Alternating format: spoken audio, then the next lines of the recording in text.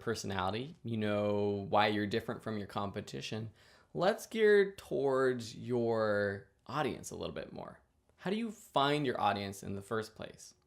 First, let's start with the broadest circle of people who might be interested in your product or service, and then we're going to narrow it down a little bit. So for me, the broadest circle that I came up with was anyone with a camera and a computer, because anyone with a camera could shoot videos or photos and might be interested in learning how to create visuals with them.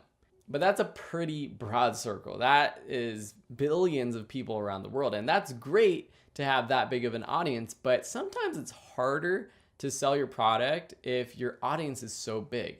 You might want to start with a more niche down audience and then maybe expand. So then I was trying to think to myself, let's make it a little bit smaller. So my next circle was anyone that wants to make videos. And that's how Video School Online started, teaching just video production. And that was great because we were sort of niched down to anyone that wants to make videos, not just entrepreneurs, not just creative filmmakers. But this sort of put us in a bubble where if we wanted to put out photo editing classes or other types of design classes, we were going outside of our target audience. So our third idea for our circle of audience was anyone that wants to create visuals to improve their business.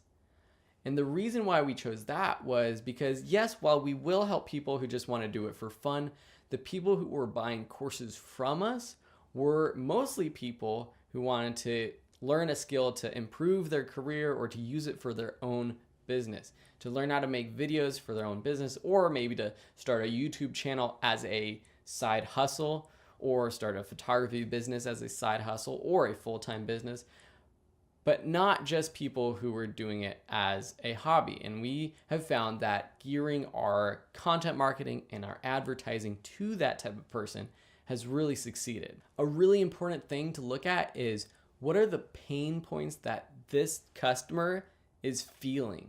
Because if you understand their pain, then you can solve their problems.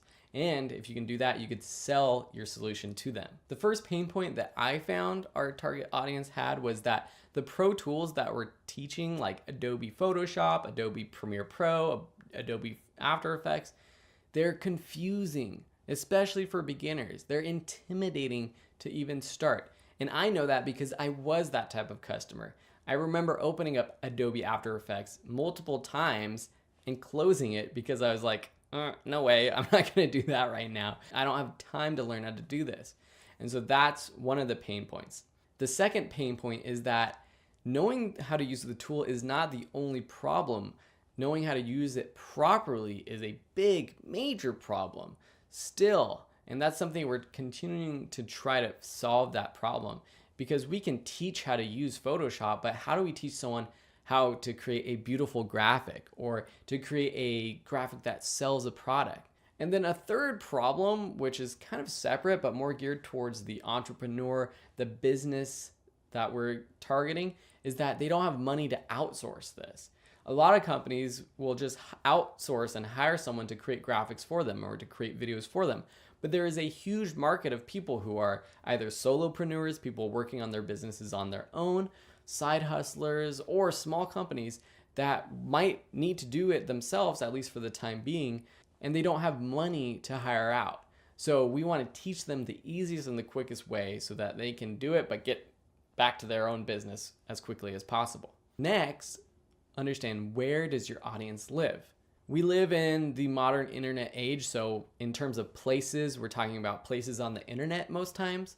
We're talking about on Facebook, on Twitter. Are they on Snapchat? Are they on Pinterest? On Pinterest, you're gonna have lots more DIY type people compared to maybe on Instagram, you're gonna have a lot more high-end fashion people. So understanding how these different social media works is good so that you can figure out if your audience is on there or not. So by answering these questions, you can understand who your target is. And by knowing that, we can move forward with the content marketing and the advertising and social media strategies with this course. But first, we got to make sure that our business is valid. And that's coming up next, business validation.